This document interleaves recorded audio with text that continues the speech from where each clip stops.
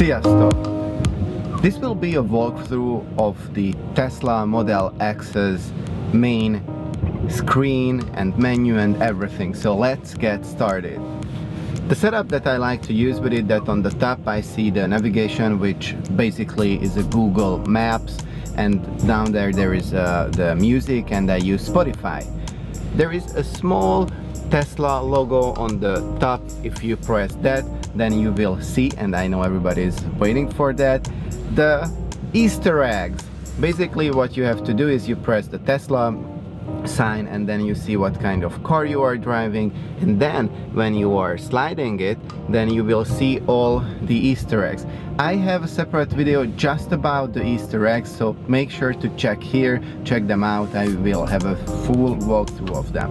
So this is the Tesla menu. When you wanna reach the other menus, you basically just tap on the top and you will have access to the other menus. You can use the whole screen in a full screen, but that's just huge. I mean, look at that. This is the whole screen, a navigation system, and I'm not sure if you need that, especially that you see the navigation on the cockpit when you look straight down. So I like to use it in a split mode. You can also use Spotify or any kind of music in full screen, but again, this screen is huge, so I rather split it. The other parts are calendar. My phone is not connected, and you know, I don't want to use my calendar. If I want to edit or do something with it, I still use my phone. Then we have the consumption and the trip, and it gives a very nice insight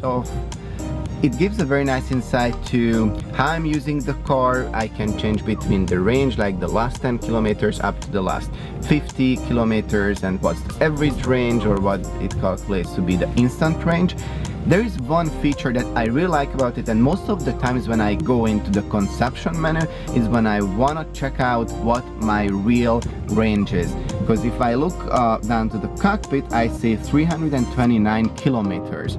If I look down here in the consumption menu, the projected range based on the driving and the weather condition is 250 kilometers, which is 80 kilometers difference. It's like 50 miles difference in that, so better calculate with that instead of checking it in the cockpit. And the problem is I didn't find any solution to change it in the cockpit, so instead of showing whatever calculation or algorithm it has, it should be showing the projected range, which is more accurate. Okay, next off, we have a full browser.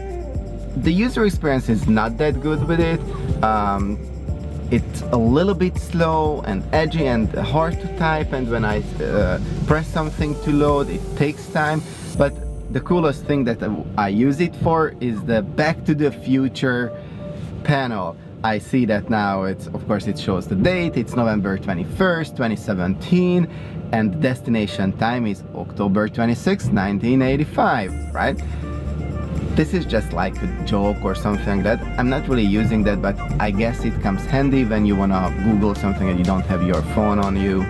Okay, then I can switch to my rear camera and I can check what's going on, but there is no use for that. Instead of that, it's just fun to check it out from time to time. What I missed though, no, I can switch the panels. There is like a small switch sign. This looks cool and it's nice. So what I missed, that there are a lot of cameras on the Tesla. Why can't I use the other cameras there and, you know, check in the front, check on the side? Maybe it would help me with the driving or when I'm stopped. Like, it could be a nice feature. The last menu is also for the phone. If you want to dial from your phone and you don't want to use it, and you shouldn't be using your phone when you are driving, since you have a giant screen here, right? So there is a phone panel. Let's get back to the normal setup. I have the map and I have the music. What I use a lot of times, and of course now I don't need the upper controls, since I still see the close and the unlock, the lock and the unlock button. I see the time, but on the bottom there are the tools for the climate control, and it's pretty cool. Like, you can swipe your swinger or also press the button. It feels very instant and natural. You can change or turn off, turn on the climate. You can set up the rear, the back, everything. And my favorite with the climate is the hazard mode. I don't know how much you can hear that, but that's just crazy. It gives you the heat. Now in Budapest, in Europe, it's pretty cold. It's getting around like 0 degrees, and it just makes you really, really warm. Alright. Next up, on the bottom left corner, we have controls. I love this menu, and actually for this tutorial, if you waited for so long, this is the thing that I want to show, that, you know, when you have an other car like, you know, a BMW or an Audi, it comes pre-conditioned. You have it all set up, and they think that they know how you want to use the car. Tesla goes in a different way. What they do is they let you decide everything. With the menu, you have controls and settings. So let me walk you through on the controls menu. So first you have the doors. With the doors you can open, close, anything, the trunk, the driver. Let me just open my driver's. It's open, and you can close it, and you see it in real time, like what's going on. I love it how well animated it is. So that's for the doors, and on the bottom you see the lighting. You can have dome, on, and of course auto. You can have the ambient light, which in the daytime you don't really see, and of course the exterior lights are on auto mode right now. Okay, seats. You can also control the seats by just tapping automatically, and you can see it in real time. It feels like it had a camera on the top of the car, and it shows what's going on. I can even use my own now. I'm getting closer by just pressing this button. This is amazing. I love this feature. It all looks very, very natural. Okay, suspension. This car comes with the addition of the right height option, and it has 1, 2, 3, 4, 5, 6. It has 6 different versions for your suspension, and of course you cannot do it while you are standing. You have to press the brake and the car should be operating, but you can go from very low to very high, and you can have a jack mode, of course. And one very cool feature is that you can have something called automatic lowering. It basically adjusts the height of the car, the suspension, based on the driving conditions. Okay, driving. Now with the new update we have the standard and the chill mode. Chill basically lets you drive more chilled, you know, chill out. The torque is not that aggressive, the car is not that sporty. And speaking about sporty, with the steering you have 3 different kind of steering modes. You have the comfort mode, you have the standard, and the sport. I prefer the sport. It's very, very aggressive. It resonates with every little move. I just love that. Okay, of course with the braking, you can have regenerative braking, and regenerative braking is when you brake, or actually when you don't press the pedal, the gas pedal, then the car automatically stops and it regenerates some power, so your range could be a little bit longer. You have trailer mode, and you have the creep mode, which I had such a hard time figuring out how to choose it, because what the creep mode does, and I'm driving a BMW i3 usually, and I love the creep mode. So when I take my foot off from the pedal, it stops, and it also does the regeneration of the power, but it stops. I don't have to press the brake, so it brings us to a one pedal driving. But you can only switch on and off the creep mode only when your car is not in motion, stopped, it's parking. So now I have that, and you have a range mode, which basically gives you more range.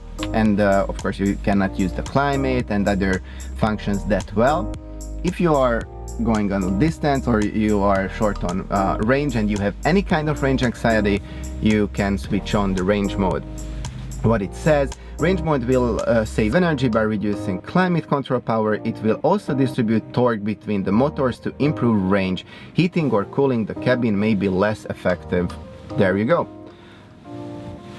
Cold weather, and now we have cold weather in Hungary. So here you can turn on every kind of climate just by pressing something on the screen. It's amazing. I love it. You have a 3-step for the seat heating. You can also control and heat up your wheel, the steering wheel. I love that. I've never experienced something like that. I know it's been on for a while, but it's just great to feel warm when you're touching the steering wheel. trips. You have basic trips calculation. It's like normal with every car, not much to talk about it. With display, you can adjust the display for power management, its brightness. I like to keep the brightness really low because it is bright in general. You can have a clean mode, which is pretty cool. When you press the clean mode, the screen is in clean mode and you have to press and hold a button to exit from it. That's pretty cool. Exiting in 3, 2, 1, go. There you go. And there is the Ebrake system. You can set it up that when the car is in park, it automatically parks. Now we went through all the controls. I hope you liked it. Thank you very much if you watched so far. If you have any other suggestions or I missed out something, please put it in the comment, or there's any parts that you want me to explore within the Tesla and traits with you, please share it under the comments, and thanks very much for watching. Sziasztok!